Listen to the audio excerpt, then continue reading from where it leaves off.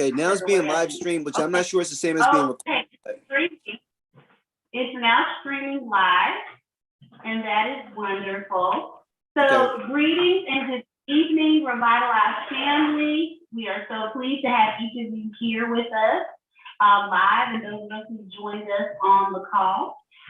We are going to go ahead and get started. So I call this meeting to order, and I ask that our secretary call for our attendance. Let's get our roll call. Thank you, Madam Chair. Call to order at 6:05 p.m. Okay, now. Noted. Thank you, Madam President. We're going to start by going round robin with all the board members, just stating your name, your full name, and stating whether you are present, and then we will note if we have any board members absent. So starting first with myself, my name is Annie Deaver, and I'm the Secretary of Revitalized Charter School Board. Good evening. My name is Kimberly Harris. Okay, so we did hear Dr. Kimberly Harris. Okay, next. Dr. Valencia Church-Williams, Board Chairwoman. Thank you. Rafiq Limudeen, board member. Thank you.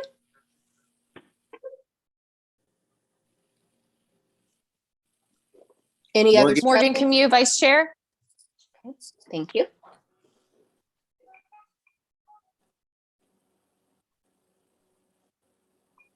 All right, is that all of us? I think that's it. Okay. Annie, So I'm sorry, able just to a moment. share? I'm sorry, can I just make note of who's absent? So we have Ansel Caceres absent and Dr. Paul Bryan, is that correct? No, Ansel is present. Okay. But is Ansel, I guess, is Ansel technically a member of the board? Oh, actually. Yeah, no, so it's just, I think it's just Dr. Bryant who is absent. Okay, so we're noting that Dr. Paul Bryant is not in attendance. Thank you. Okay, we're going to turn it back. Do you have the, Sorry? do you have the agenda? Do you have the agenda? I do. Will you share that with us? It might be a little tricky because I'm on my phone for the video and I'm on my laptop for the agenda. So let me, I'm probably going to have to get off this and just go solely into, if you give me a moment, I can do it. Give me just one moment, 1 sec, and I will go in and then I'll share my screen. Okay, I'm going to join here. Actually, Hey, Annie, Ansel just did it. she just put it in the chat. Okay. So if you click on the link, you should be able to share it from your phone. Okay, you now have access to, it should be dated February 21st, 2022. It is. Perfect. All right, so we will move forward. So first, we're going to have the reading of our last meeting minutes. So if you will do that for us, Ms. Annie. Sure. Thank you so much, Madam President. Okay, our last meeting of Revitalized Charter School Board convened January 27th, 2022. The meeting was convened virtually. Board members at the time in attendance noted Dr. Valencia Church-Williams, Dr. Paul Bryant, Dr. Morgan Camus, Annie Deaver, and Colby Richardson. Board members absent was Dr. Kimberly Harris. Others present was Brother Rafiq Khalin Iddin, hope I pronounced that correctly, and it was a closed session. Quorum was met during the meeting. All board members participated virtually, and this was conducted by the use of simultaneous communication, and all board members participated in that vein of the simultaneous communication. Our agenda was as follows. We approved the meeting minutes from the previous meeting. We conducted roll call. We discussed our mission statement, and our mission statement was read. We had approval of minutes and meeting notes from the December meeting, December 2021 meeting. We introduced a new board member. We conducted a governance strengthening exercise. We had a priority listing that we constructed, delegating tasks. We talked about our application window and deadlines and our access updates. And then we had an executive closed session. The meeting, I should have said, was called to order at 6:39 p.m. And the meeting convened at, sorry, let me find out. This meeting convened at 7:54 p.m. Additionally, during that meeting, we talked about board and bylaws. We talked about policies. We discussed Robert's rules. We talked about an orientation process, which we're still going to continue to refine. And I believe that's all that we covered per that agenda. And that's all I would have, Madam President. Thank you so much for that. Can I have a motion to approve the meeting minutes as read? I just have one small correction. Sure. The meeting included both open session and closed session. I just want to make sure we make that note for the record, that we had both open session, closed session, then we opened it again, and then we closed it again. Okay, so let me make note. I will make note of that in the January agenda. Thank you. No problem. Otherwise, with that, I second approval of the minutes. Okay, thank you. So it was All right, first and second. Yes, we've had a motion. It has been seconded. Let us vote if you are in agreement with the minutes, approving the meeting minutes as read. Let it be known by aye. Aye. Aye. Any opposed? All right. With none in opposition, we will move on to our next agenda item. Typically, we have our mission statement read by our executive director, but as she needs a moment, we're going to. Oh, you're back? Okay. Yeah, I'm here. Dr. Harris read it. Okay, so our mission at Revitalized Charter School is to cultivate critical thinkers and innovators from historically underserved populations who are empowered to initiate positive change in the world throughout their youth and into adulthood. All right, sounds good, sounds good. All right, so then our next piece would be, I need to make a little announcement. Previously, we had met and we understood that Ms. Colby Bryant was one of our board members, but after having an opportunity to review some of the expectations and the time commitment, she just realized that with her current professional role as well as her personal responsibilities, that she didn't think she could give, all that she would want to be able to give to the board. So she has unfortunately resigned. And so we will still be looking to recruit board members that have opportunity and time to give us themselves. So I am personally making a plea to each of our current board members, please, each one reach one and bring one. So if you know someone who their professional work or their philosophical standpoints are aligned with our mission and our vision and our pillars here at Revitalize, please consider sharing the application to become a board member with them and sharing their names with us so that we can continue to get. Our goal is to have between 7 and 10 members because many hands make the work light. So that being said, we are going to move forward and introduce our newest board member. So Brother Rafiq, you have the floor. Well, peace, everyone. It's a real honor to be among you all, surrounded by such people who've been so dedicated to not just young people writ large, but young people who have been the most oppressed and marginalized, the most forgotten. This is some of the most honorable work that can be done in our society. And I'm really grateful to stand with you all to do this work, to support our amazing and brilliant founder and Sister Ansel. And, I'm here to do whatever I can to help us achieve the mission that the ambitious and audacious mission that she set out for us. So anything I can do, I'm going to do to be helpful and grateful to be here.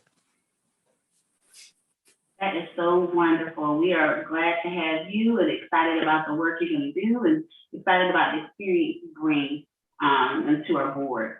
And from there, our next agenda item, We have to participate each month as a part of our Ready to Open activities in a governance strengthening exercise. For those of you listening live or who will watch this video later, governance strengthening exercises are about making sure that we understand our legal, fiduciary, operational responsibilities as board members and as stewards of the public trust and public funds.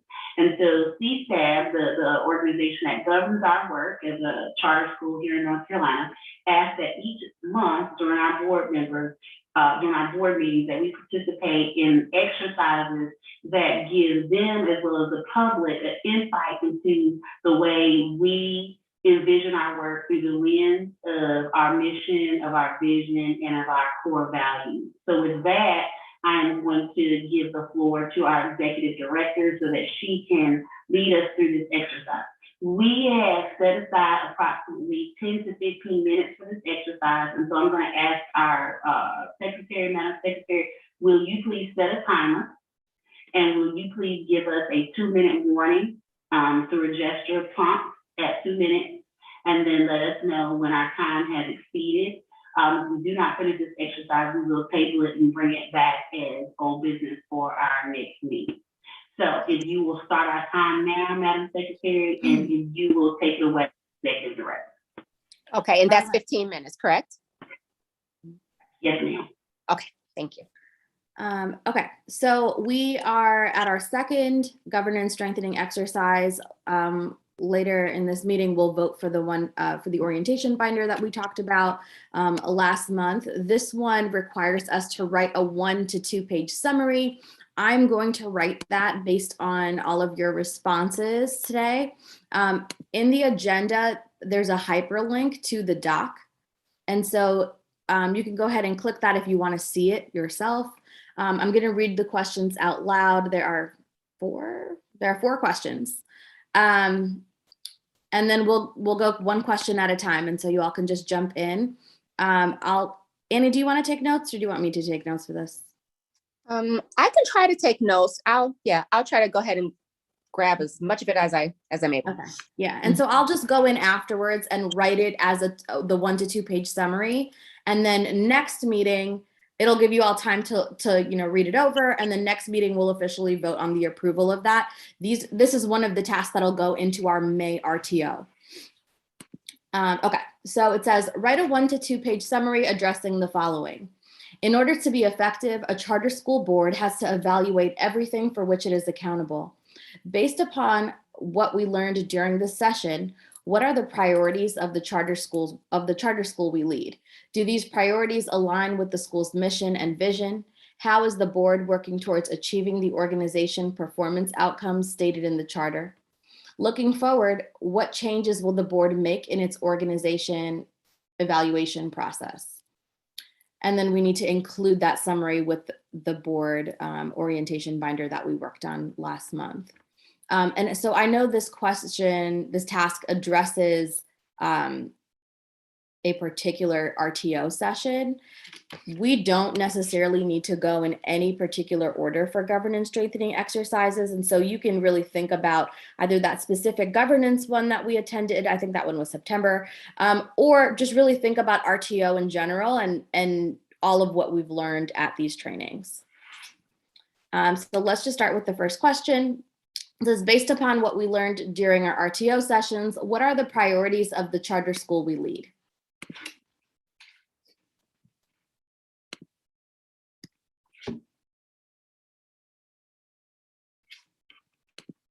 Don't all jump in. Dr. Church, you're on mute if you're talking. Sorry, I was. So I was going to say that I don't think we run our charter school based on the RTO. I think that we are going to run our charter based on what's in our charter, which starts with our mission. So we name our priorities. I think that what we've learned in the RTO is all filtered through what we've agreed to as a part of our mission and what we've agreed to, through our charter. So we're always going to begin with that work and with that mission in mind. I think that there isn't anything that we learned in the RTO session that's in conflict with our priorities as a charter and as an organization. I think being fiscally responsible, being good stewards of the public trust, handling fiduciary responsibilities, all of these things are things that we learned about, in the RCO session. And I think that if we adhere to our mission, we will certainly do those things. I think that what we learned in our sessions provided a level of accountability for us, gave us criterion upon which to base our work. And so that's how I see it kind of fitting together. And I don't know if that's what they're looking for, but that's what I thought about when I saw that question. The one thing I would add to what Dr. Church has, I think, eloquently laid out is that if we look to the charter itself, the objective results are not the only thing that matters. How we achieve them matters just as much. If we all of a sudden become a drill and kill, no excuses school and achieve the academic results that we've set out, we'd have failed in the mission, because the mission is not to simply do this and to execute a school that is aligned with the way the schools have been essentially set up to operate and operationalize in the past. And so it's important, though I will say from experience, what we've set out to do is ambitious and difficult. To achieve what we want to achieve with the methodology that we're choosing to implement, it will be harder, at least superficially harder, to get the results that we're after. And so I just also want to point out that fidelity to the mission means fidelity to the how we've outlined when it comes to how we're going to go about achieving the pedagogy and methodology we've described in the charter. So I think that's another metric. Fidelity to the actual model that's been outlined is as important as the other objective measures about student growth and student objective achievement. Building on that, taking the other side of teaching and learning, so focusing on the educator, the idea that we're creating a professional learning community that honors and respects the autonomy and the professionalism of teachers. I think a metric that we should be accountable to is teacher retention, and how many teachers, through climate surveys, through anonymous surveys every year, mark this as a place where they can joyfully step into their professional selves and also renew their contracts year after year. Morgan, sometimes I think you're absolutely right, though sometimes I worry. I think sometimes some people will hear the mission of the enterprise and think that this is what they want. But as you know, to do what we're seeking to do, it requires more effort. And I'm not always convinced that people want to work as hard as we are saying they need to work.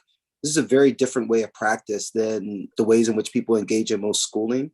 So I'm wondering, can we set, and I'd love to set an actual percentage or retention percentage as a goal, but can we do it with a way that actually allows us to do some prospecting, to actually take a chance on people who may not be sure, and we expect some attrition. Attrition happens in every other industry. How do we make sure that we are giving ourselves the space and flexibility for there to be some attrition? I don't know if that number is 70% or 80%, but I think it's worth us kind of maybe talking about, because I think retention is important, but retaining the people who want to be a part of this enterprise in the way in which we've outlined, I think is important. What do you think about that, Sister Morgan? I like the idea. I wonder if there's an opportunity here, because we have sort of an apprentice model, is to first see the ones that make it through sort of their instructional assistant, sort of junior teacher role, and then maybe use that as a denominator of the ones that we want to invite back, right? So I think there's like method in the practice and the community, and not to like call it a boot camp, but I think there is a way to be dyed in the wool of this culture and our expectations for a year. And then, sort of from that commitment, think through if that is the denominator of folks that we, then want to be measured in terms of retention. I love it. I think it's a great idea. It gives us a chance to define for our own selves what success means once people actually have exposure and immersion in our approach. I love it. Yeah, which means we're going to have a really strong sort of growth mindset teacher evaluation rubric as we sort of Yep. grow these junior teachers through their first year with us. But that sounds great. I just want to quickly jump in, and I'm sorry, this is Kim Harris.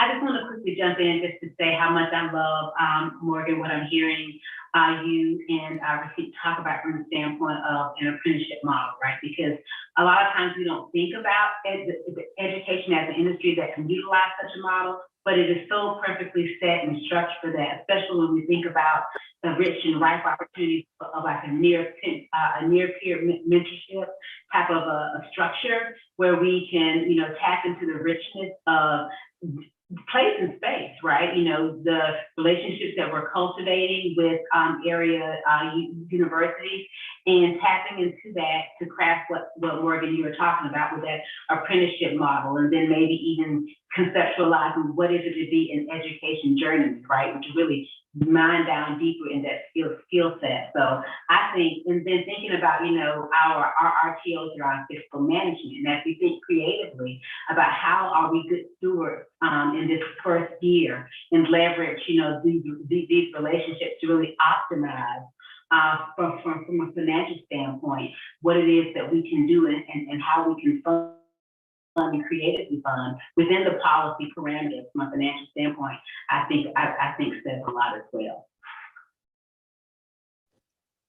Okay. Yeah, So absolutely. it looks like we have some good things that we can put. There was a lot said. You might have to go back and listen to the video to be able to get it all in. But I think we've had some rich conversation about that. So we can probably move on to our next question, if you will. So the next question is, how do these priorities align with the school's mission and vision? I think a lot of people kind of spoke to that, right? So let's look at the third one. How is the board working towards achieving the organization performance outcomes stated in the charter? I think Morgan outlined that we need to establish the denominator first, right? Which means there's going to be a period of assessment for the apprentice. Well, you got two things going on at once. The first set of lead teachers that you're going to hire, right? And so they're going to be really kind of like new to this too. So they may not necessarily represent the denominator. We may have to think about the measure being post the second year. How many leads persist? Sorry. How many leads persist after the second year? And then for the apprentices, perhaps something similar. Yeah. And I would also say that's just one, because that was one metric. I think most of the metrics that we have written into our application, are around student achievement. And we have both qualitative and quantitative measures of that. But I think to Morgan's point, we need to look at some operational pieces too. Teacher retention is one. How much community and volunteer support are we expecting? Should we have a number of hours that we track, with our engagement with parents and community members and partnering organizations? I think we have to have some measures that look, I think we're going to have some alternative measures, if you will, that look at other things that are a little bit more intangible. So like we could use, like I said, volunteer hours to possibly gauge parent and community engagement. We could look at, somebody help me, what are some other like alternative metrics we could use to measure some of these things? So quarterly, besides our parent council, quarterly, our families will join us in sort of like a town hall. And so we can measure the attendance and participation in that, and how whatever action steps kind of come from those quarterly assemblies with families. We can look at, the volunteer, like the number of families that are volunteering, the number of families that continue to attend each year, each quarter over the year.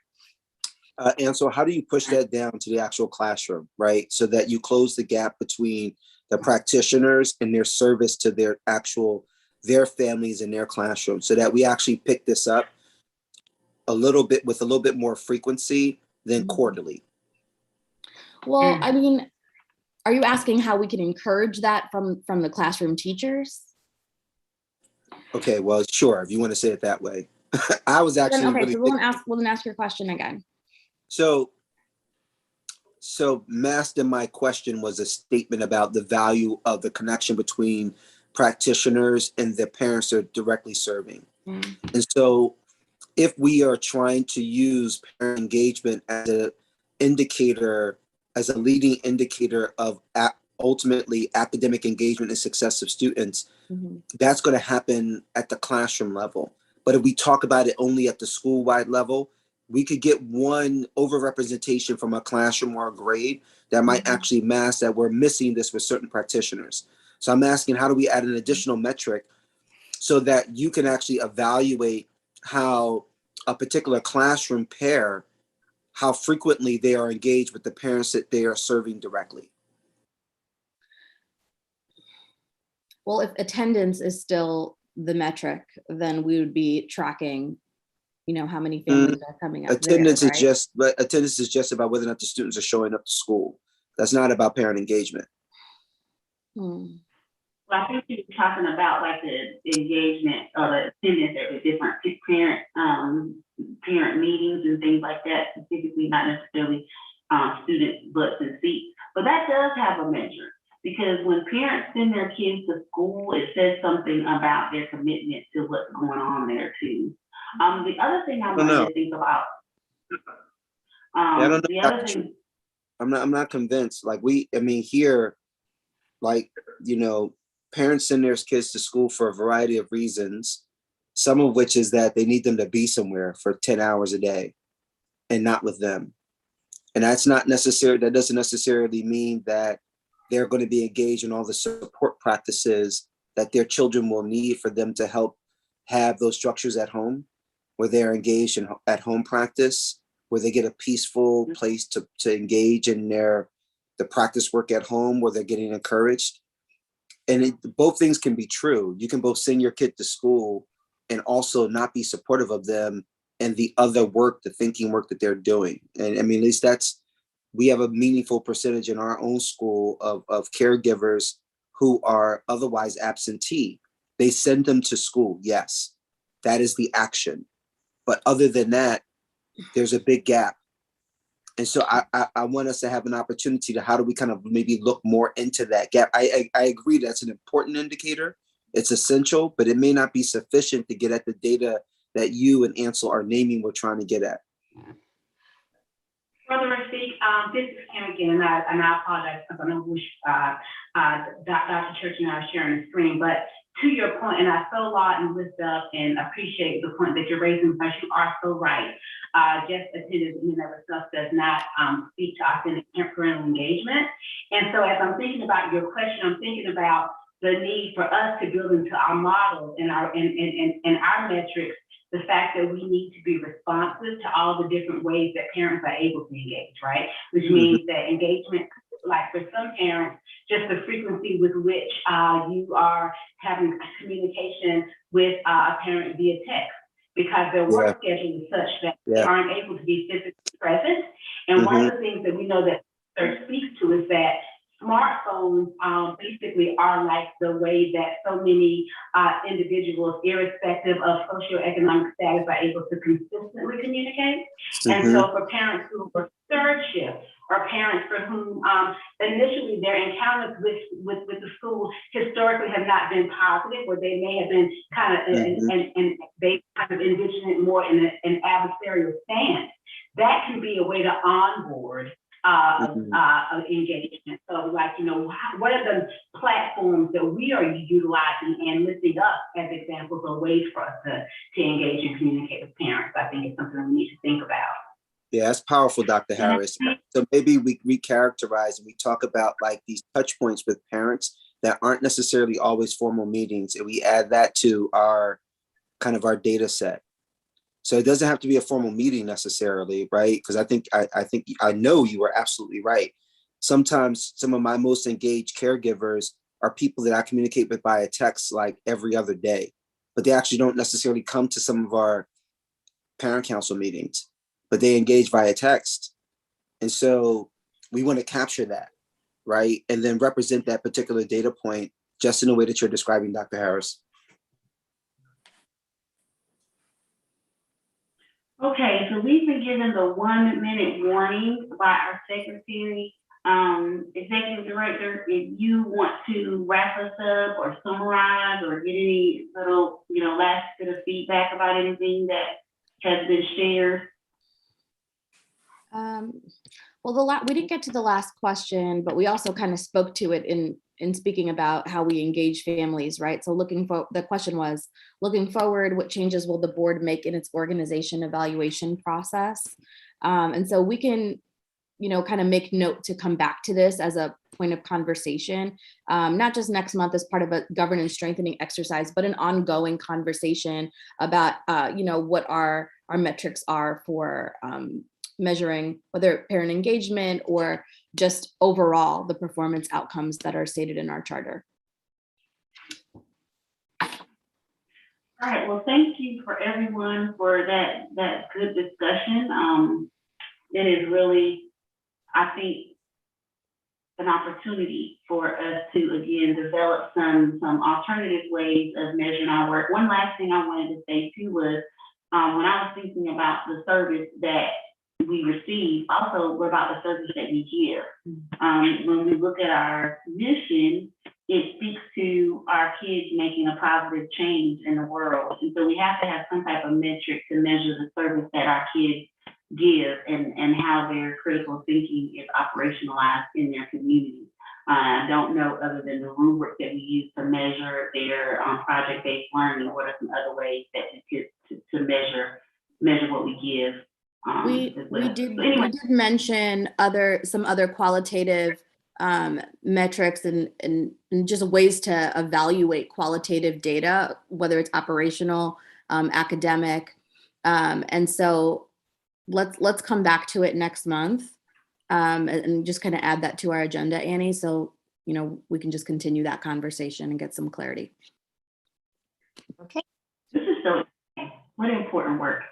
All right, so in your email this week, everyone should have gotten their copy of the draft for our governance exercise that we worked on last month, with regards to, we did the activity where we're talking about and thinking about onboarding new members and what that process looks like and how we'll move through that. And so we will now open the floor for discussion, any additions, revisions, if necessary, for the January RTO items. Did anybody have any questions with regards to those or anything they wanted to add?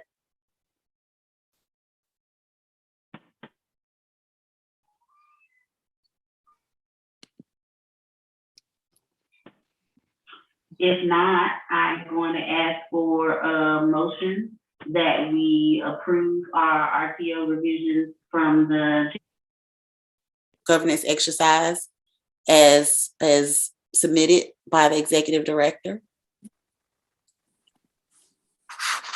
Can you all hear me? Am I muted? Yes, so moved. Can you all hear me? Yes, sis, we can hear you. Okay, all right. I can't hear you all. It's coming. Is it coming?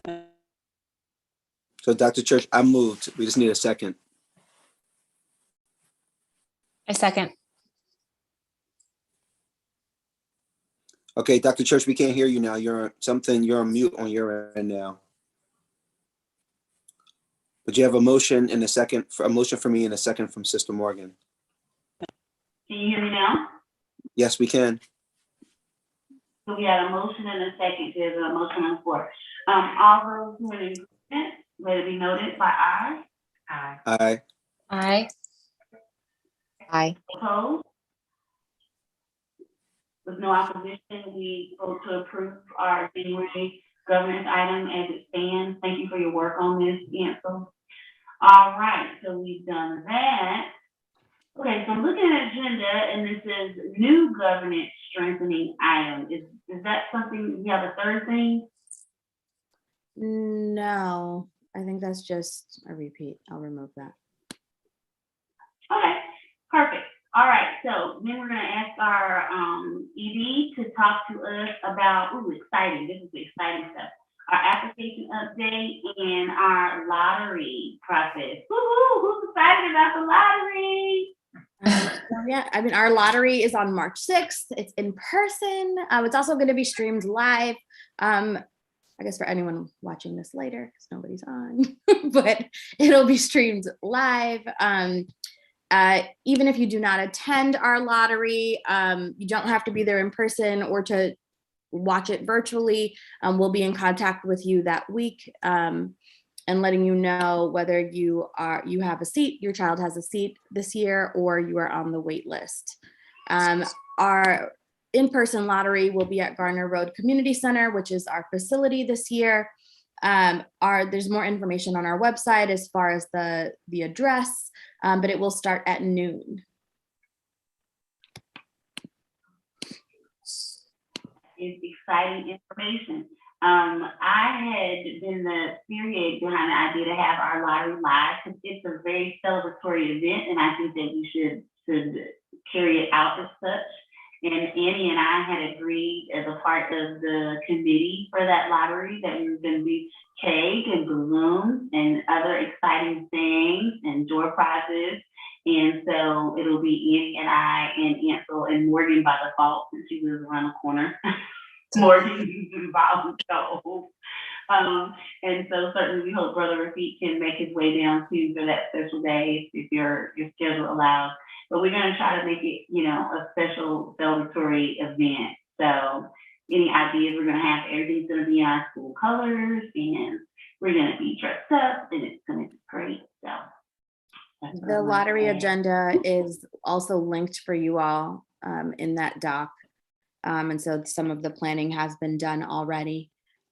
We do need some volunteers. And so if you are going to be there in person, this is really just to the board, not to families. If you are going to be there in person, there are a few areas that we do need volunteers for. So you could just sign up on the agenda. Cake eating is one of the activities. So we will need help eating cake. So that is for anyone on our board as well as our families. Please sign up for the cake eating portion of the list, and it'll be wonderful. All right, now that was a bit silly. So next thing is our facility update. Another exciting thing. Come through with it, Ms. Ansel. Well, this is an update more for our board. So this last week we had the full inspection done at Garner Road. There is a copy of this in the planning folder, but I'm also going to email it to you right after this call so you all have it. As we are getting ready to move forward with our lease, and Garner Road also, their board is looking to get a renovation loan. And so they asked us to write a letter of intent so they could submit that to the board. And so that was done today. And so we are just moving forward and, getting ready to, lay out the timeline for our facility.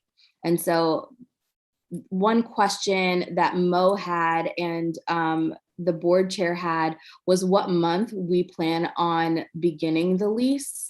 And I said I would come back to him. And so if you all have any thoughts on that,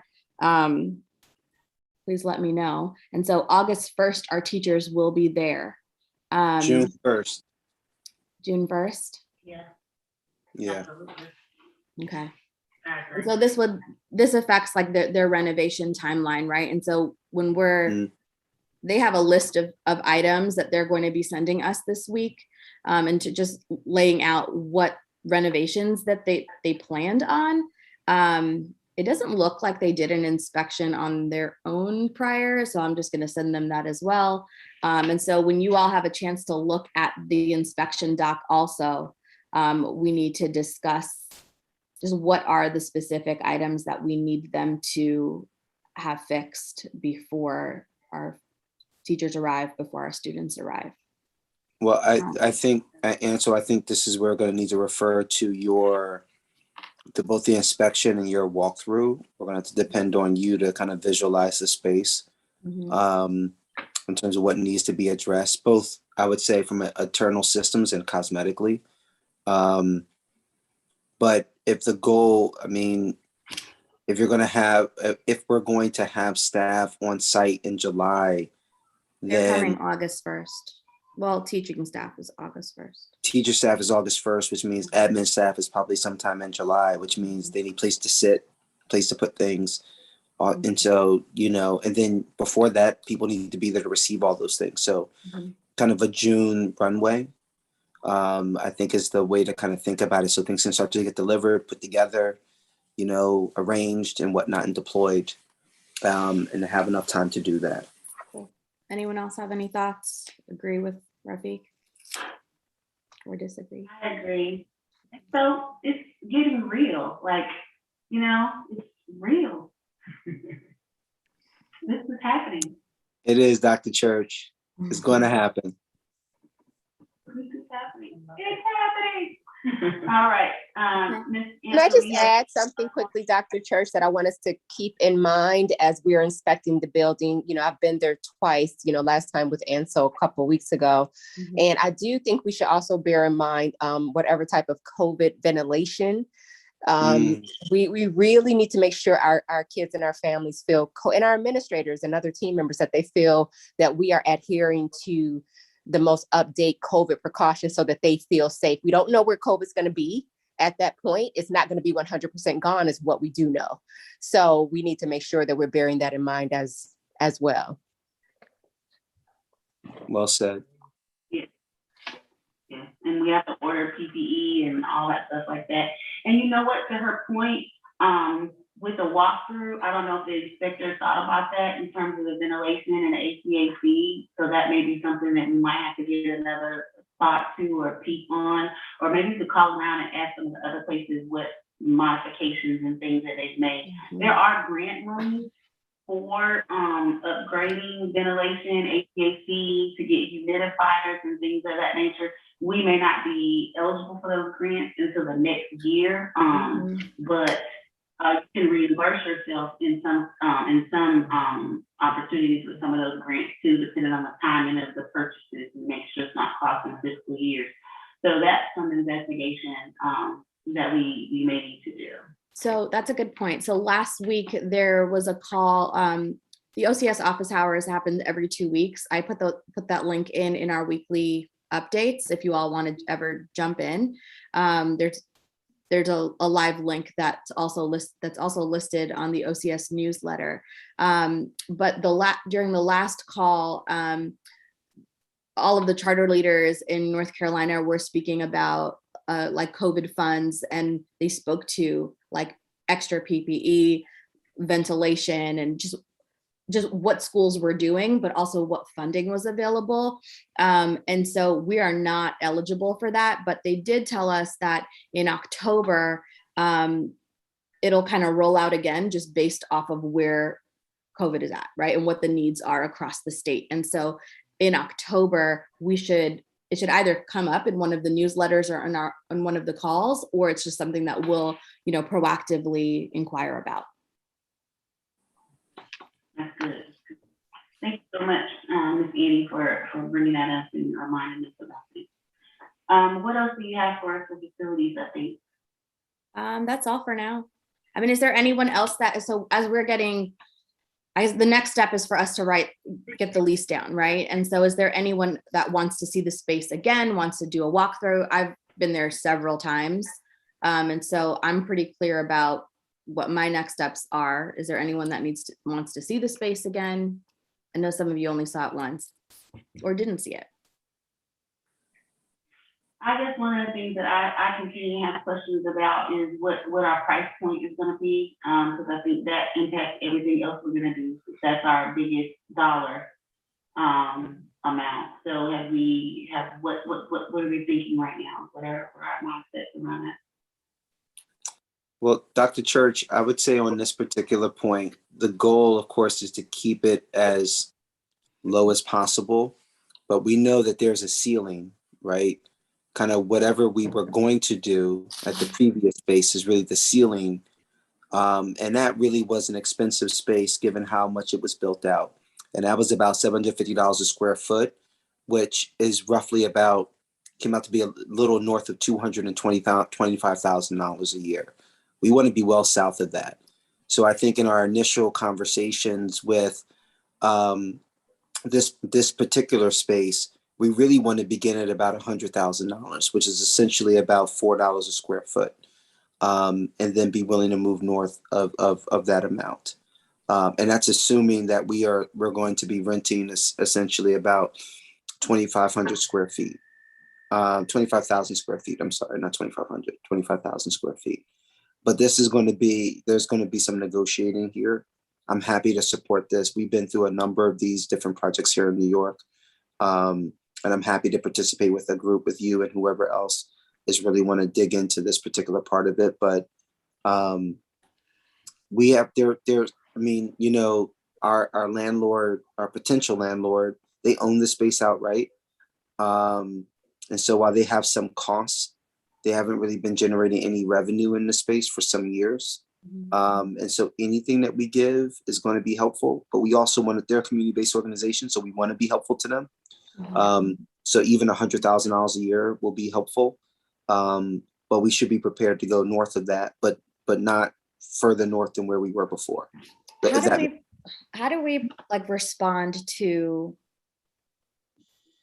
I'm just trying to anticipate what they may say, right? And I know this is part of a negotiation and, you know, we'll kind of go back and forth.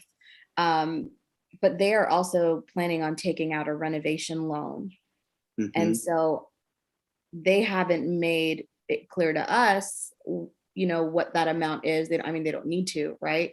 But I'm just wondering, because they haven't really set a price for us, just like wondering, you know, are they kind of, I guess, are they taking a certain price into account in their own minds based on the CASA space, our facility A initially, and just kind of expecting that and how we respond?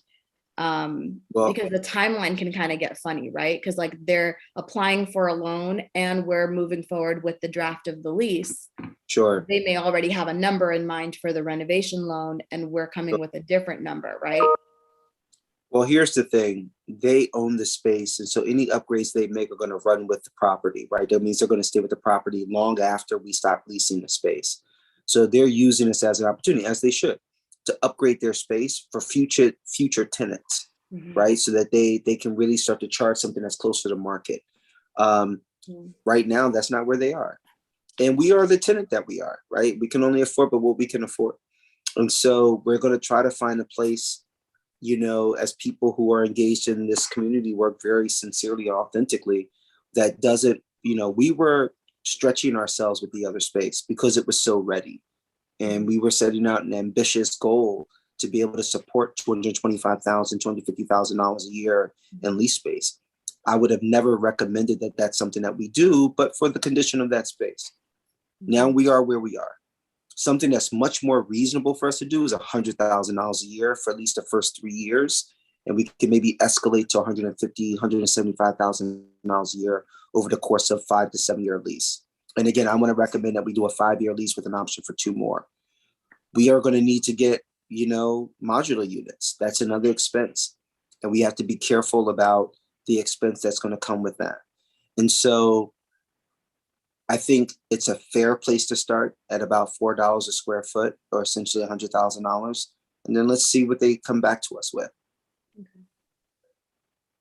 I think the other thing too to keep in mind is how much we're going to invest in the space, because with what they're doing, they are investing in the infrastructure, the physical infrastructure, but there's going to have to be an investment in the technological infrastructure in that building too, which they may not have to make account for, but that once we're leaving will remain. So if we put in whiteboards, for example, or we have to do additional wiring for laptops or upgrade the internet capabilities, all of those things will be upgrades that will remain once we leave. We're not going to snatch the boards off the wall or projectors out of the ceiling. And so some of these things I think need to be accounted for. The other piece is that at the CASA facility, we would have had 100% free reign of that building. It was not going to be a shared space. And this will also be a shared space. And one of the things that I'm very concerned about in that lease is how do we identify ourselves against damage or loss? There will be areas in the building that are open, that are public, or that even their staff may be using that would again put us in a place of liability in terms of damage or destruction or, you know, loss to death. And what will be their response to that? You know, what type of insurance will we need with that? Will it be difficult? Will we have to have special addendums since it's, you know, more than one tenant technically in the place? So I just want us to be really thinking about how we designate those spaces that are solely ours versus those spaces that we share, and how we protect the items that we put into those spaces that are shared spaces. Of course, we don't care if children sit at, you know, tables and chairs, but if we come in and the table chairs are damaged, then we do care.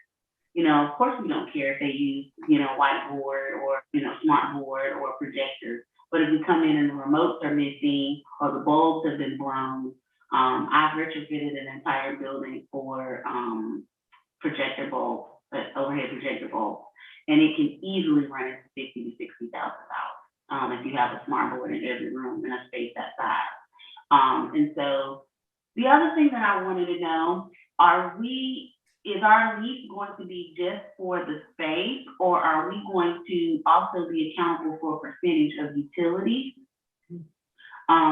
Are we going to be accountable for the internet? You know, how will these things be handled?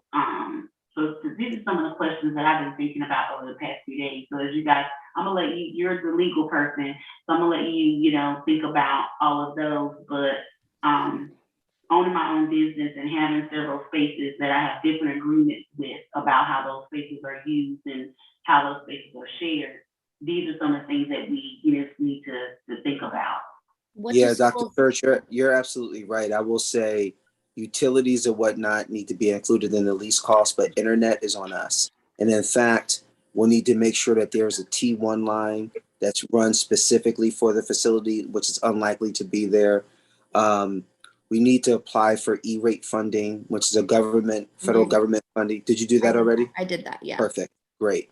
Because all of what you just described, Dr. Church, the significant upgrades to the infrastructure, once the T1 line is there, it's there.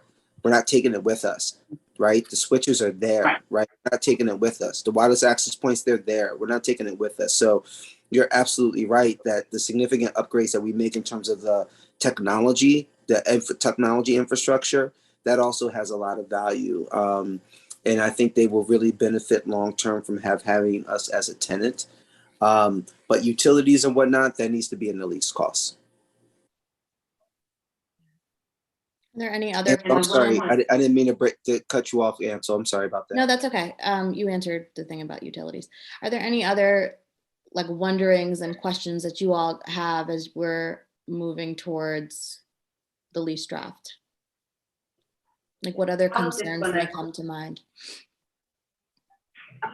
So I was just going to quickly say that as I'm listening to this conversation and thinking about, you know, what is our point, and I love kind of like that kind of almost baseline, like Brother Rafik shared, like let's start at that 100,000 and adjust up and possibly down based upon the things that we're talking about, because it's really like an appraisal, right?